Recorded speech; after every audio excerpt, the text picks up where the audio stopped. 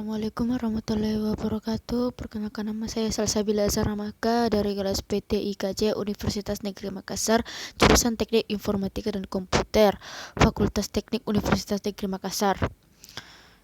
Kali ini saya akan membahas topik ke-8, yaitu e-commerce dan bisnis. Ada pula pokok pembahasan yang akan dibahas, yaitu yang pertama adalah e-commerce, e-business, dampak positif dan negatif, dan perbedaan e-commerce dan e-business. E-commerce. Sejarah e-commerce. Pada awalnya, ketika web mulai terkenal di masyarakat pada 1994, banyak jurnalis memperkirakan bahwa e-commerce akan menjadi sebuah sektor ekonomi baru. Namun, sekitar 4 tahun kemudian, protokol aman seperti HTTPS memasuki tahap matang dan banyak digunakan. Antara 1998 dan tahun 2000, banyak bisnis di AS dan Eropa mengembangkan situs web perdagangan ini. Definisi e-commerce. E-commerce adalah satu set dinamis teknologi, aplikasi, dan proses bisnis yang menghubungkan perusahaan, konsumen, dan komunitas tertentu melalui transaksi elektronik dan perdagangan barang, pelayanan, dan informasi yang dilakukan secara elektronik. Istilah-istilah dalam e-commerce. Digital atau electronic cash juga dikenal sebagai e-cash. Digital money adalah terminologi global untuk berbagai e-cash dan mekanisme pembayaran elektronik di internet. Yang ketiga, disintermediation adalah proses untuk memotong jalur perantara. Yang keempat, electronic checks. Yang kelima, electronic wallet. Yang keenam, extranet adalah sebuah kelanjutan dari internet, perusahaan yang membangkitkan jaringan internal satu perusahaan dengan jaringan internal supplier mereka maupun pelanggan mereka. 7. Micropayment, transaksi dalam jumlah kecil antara beberapa ratus rupiah hingga puluhan ribu rupiah. 4. Ruang lingkup e-commerce. Teknologi, marketing dan neo-consumer process. Yang ketiga, electronic linkage. Yang keempat, service infrastruktur. Yang kelima, legal, privacy, and public policy. Hambatan e-commerce, penipuan dengan cara pencurian identitas dan membohongi pelanggan. Yang kedua, hukum yang kurang berkembang dalam bidang e-commerce ini. Kemampuan e-commerce. Yang pertama, otomatisasi, proses otomatisasi yang menggantikan proses manual. Yang kedua, integrasi, proses yang terintegrasi yang akan meningkatkan efisiensi dan efektivitas proses. Yang ketiga, publikasi, memberikan jasa promosi dan komunikasi atas produk dan jasa yang dipasarkan secara elektronik. Yang keempat, interaksi, pertukaran data atau informasi antara berbagai pihak yang akan meminimalkan human error. Yang kelima, transaksi, kesepakatan antara dua pihak untuk melakukan transaksi yang melibatkan institusi lainnya, pihak ketiga sebagai pihak yang menangani pembayaran. 7. Faktor kunci sukses dalam e-commerce. Dalam banyak kasus, sebuah perusahaan e-commerce bisa bertahan tidak hanya mengandalkan kekuatan produk saja, tapi dengan adanya tim manajemen yang handal, pengiriman yang tepat waktu, pelayanan yang bagus, struktur organisasi bisnis yang baik, jaringan infrastruktur, dan keamanan. Desain situs web yang bagus, beberapa faktor yang termasuk menyediakan harga kompetitif, menyediakan jasa pembelian yang tanggap, cepat, dan ramah, menyediakan informasi barang dan jasa yang lengkap dan jelas, menyediakan banyak bonus seperti kupon, penawaran istimewa, dan diskon, memberikan perhatian khusus seperti usulan pembelian, menyediakan rasa komunitas untuk berdiskusi, masukan dari pelanggan, dan lain-lain, mempermudah kegiatan perdagangan. Aplikasi e-commerce.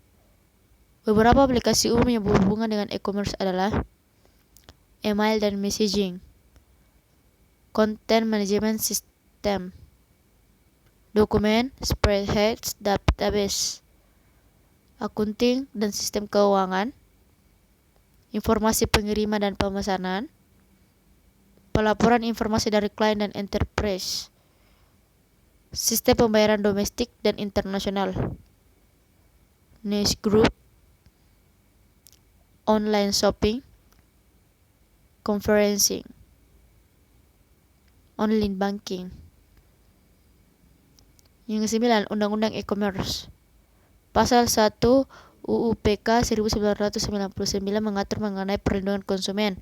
Namun pada kenyataan UU PK 1999 belum sepenuhnya mengatur mengenai transaksi elektronik. Hanya beberapa pasal saja yang dapat digunakan dalam transaksi elektronik. E-business. Sejarah e-business. Perkembangan teknologi komputer dan telekomunikasi, teknologi informasi yang sangat pesat dewasa ini telah mengakibatkan terjadinya revolusi di dunia perdagangan dan industri. Jika dahulu transaksi bisnis yang harus dilakukan secara tatap muka, face to face, melibatkan sejumlah fasilitas dan sumber daya fisik, office and paper, dan mempertukarkan barang dan jasa terkait dengan uang kertas atau receh. Definisi e-business. E-business adalah kegiatan bisnis yang dilakukan secara otomatis dan semi-otomatis dengan menggunakan sistem informasi komputer. Istilah yang pertama kali diperkenalkan oleh Leo Gerstner, seorang CEO perusahaan IBM ini sekarang merupakan bentuk kegiatan bisnis yang dilakukan dengan menggunakan teknologi internet. E-business memungkinkan suatu perusahaan untuk berhubungan dengan sistem pemrosesan dalam internal dan eksternal mereka secara lebih efisien dan fleksibel. E-bisnis juga dapat dipakai untuk berhubungan dengan supplier dan mitra bisnis perusahaan, serta memenuhi permintaan dan melayani kepuasan pelanggan secara baik. Manfaat e-business. Pasar global internet tidak mengenal batas baik budaya maupun wilayah. Mobilitas. Selama Anda memiliki koneksi internet, Anda dapat mengoperasikan bisnis Anda dari manapun. Fleksibel, tidak ada yang peduli jika Anda begadang tengah malam untuk bekerja dan tidur besok harinya. Modal kecil bukan tanpa modal, tetapi dengan menggunakan media internet, maka modal yang digunakan jika dibandingkan dengan bisnis offline jauh lebih kecil. Daya ungkit teknologi dalam MLM atau network marketing menggunakan konsel daya ungkit orang lain. Minim biaya rutin, tidak banyak biaya rutin yang harus Anda keluarkan untuk biaya bisnis online. Kewirausahaan Anda adalah seorang bos. Ukuran keberhasilan bisnis. Jika bisnis bertujuan untuk mencapai apa yang ada dalam teori disebut sebagai wealth maximization dan di dalam praktek sehari-hari wealth sharing diselesaikan dengan profit atau keuntungan usaha, maka secara jelas e-business harus dapat paling tidak melakukan kedua hal di bawah ini. Seberapa tinggi potensi penambahan revenue pendapatan perusahaan baik secara langsung maupun tidak langsung yang didapat pada saat konsep e-business diimplementasikan, dan seberapa tinggi potensi pengurangan kos biaya yang dapat dilakukan baik secara langsung maupun tidak langsung yang didapat pada saat konsep e-business diterapkan. Aplikasi e-business. Contohnya adalah aplikasi keuangan, aplikasi pemasaran, aplikasi sumber daya manusia, aplikasi pengadaan, aplikasi manufaktur, dan lain sebagainya. Ketika perusahaan hendak mengintegrasikan berbagai aplikasi ini untuk mengimplementasikan konsep e-business, yang biasa dilakukan oleh manajemen adalah menghubungkan satu aplikasi dengan lainnya sesuai dengan urutan proses. Arsitektur e-business. Menentukan desain e-business dengan aplikasi yang terintegrasi. Perusahaan adalah mengharapkan e-business menuju peningkatan penghasilan, membuat menjadi kompetitif ke arah yang berbeda, dan didukung bisnis praktis yang inovatif. Untuk menuju tujuan dari suatu organisasi tentunya harus memiliki bentuk yang jelas. Desain e-business. Cross-functional business unit. Persilangan unit fungsi bisnis di dalam menuju tujuan organisasi pada bentuk produksi yang dipercaya konsisten, kualitas produk dan service yang dengan biaya yang memungkinkan. The Strategic Business Unit. Strategi bisnis unit. Perusahaan mengalami perpindahan ke bentuk 2, konsentrasi pada pelayanan pelanggan dengan proses end-to-end. Sebagai contoh, kemahiran membuat order dan pemenuhan. The Integrated Enterprise, integrasi perusahaan pada bentuk ketiga, fokus pada reduksi biaya dan efisiensi internal. The Extended Enterprise, peningkatan perusahaan dengan melakukan sebuah multi-enterprise supply chain, rantai multi-suplai perusahaan dengan berbagai infrastruktur informasi menentukan integrasi rantai supply, lebih efektif outsourcing dan solusi self-service untuk kebutuhan internal maupun eksternal pemakai. The Inter-Enterprise Community, komunitas inter perusahaan, fokus pada pemimpin penjualan. Kuadran dalam e-business. Dalam e-business bukan hanya pembelian dan penjualan barang dan jasa saja, tetapi juga melayani pelanggan, berkolaborasi dengan mitra bisnis, mengadakan e-learning, dan melakukan transaksi elektronik dalam sebuah organisasi. Ada 9 kuadran yang merupakan segmentasi pasar dari e-business, antara lain C2C, C2B, C2G, B2B, B2C, B2G, G2G, G2B, G2C. Faktor-faktor penyebab kegagalan e-business. Tidak ada komitmen yang utuh dari manajemen. Penerapan bisnis tidak diikuti proses change management. Tidak profesionalnya vendor teknologi informasi yang menjadi mitra bisnis. Buruknya infrastruktur komunikasi. Tidak selarasnya strategi TI dengan strategi perusahaan. Adanya masalah keamanan dalam bertransaksi. Kurangnya dukungan finansial. Belum adanya peraturan yang mendukung dan melindungi pihak-pihak yang bertransaksi, cyber law. Menggunakan target jangka pendek sebagai pijakan investasi e-business. Dampak positif dan negatif. Dampak positif e-commerce dan e-business. Revenue stream, aliran pendapatan baru yang mungkin lebih menjanjikan yang tidak bisa ditemui di sistem transaksi tradisional. Dapat meningkatkan market exposure, pangsa pasar. Menurunkan biaya operasional, operation cost. Melebarkan jangkauan, global reach. Meningkatkan customer loyalty. Meningkatkan supplier management. Memperpendek waktu produksi. Meningkatkan value chain, mata rantai pendapatan. Dampak negatif e-commerce dan e-business.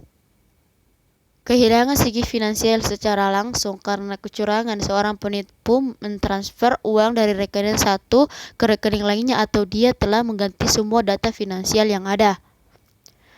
Pencurian informasi rahasia yang berharga. Gangguan yang timbul bisa menyingkap semua informasi rahasia tersebut kepada pihak-pihak yang tidak berhak dan dapat mengakibatkan kerugian yang besar bagi si korban. Kehilangan kesempatan bisnis karena gangguan pelayanan. Kesalahan ini bersifat kesalahan non-teknis seperti aliran listrik tiba-tiba padam. Penggunaan akses ke sumber oleh pihak yang tidak berhak. Misalkan, seorang hacker yang berhasil membobol sebuah sistem perbankan. Setelah itu, dia memindahkan sejumlah rekening orang lain ke rekeningnya sendiri. Kehilangan kepercayaan dari para konsumen. Ini karena berbagai macam faktor seperti usaha yang dilakukan dengan sengaja oleh pihak lain yang berusaha menjatuhkan reputasi perusahaan tersebut. Kerugian yang tidak diduga disebabkan oleh gangguan yang dilakukan dengan sengaja, ketidakjujuran, praktek bisnis yang tidak benar, kesalahan faktor manusia atau kesalahan sistem elektronik. Perbedaan e-commerce dan e-business. Dalam prakteknya, e-business lebih fokus pada strategi dengan fungsi yang menggunakan kemampuan elektronik, sedangkan e-commerce adalah suatu kumpulan dari keseluruhan strategi e-business. E-commerce dicari untuk menambahkan aliran pendapatan dengan menggunakan internet untuk membangun hubungan dengan klien dan mitra usaha dan mengembangkan efisiensi dengan menggunakan strategi anti-vessel. Terkadang e-commerce melibatkan aplikasi dari sistem manajemen dan pengetahuan.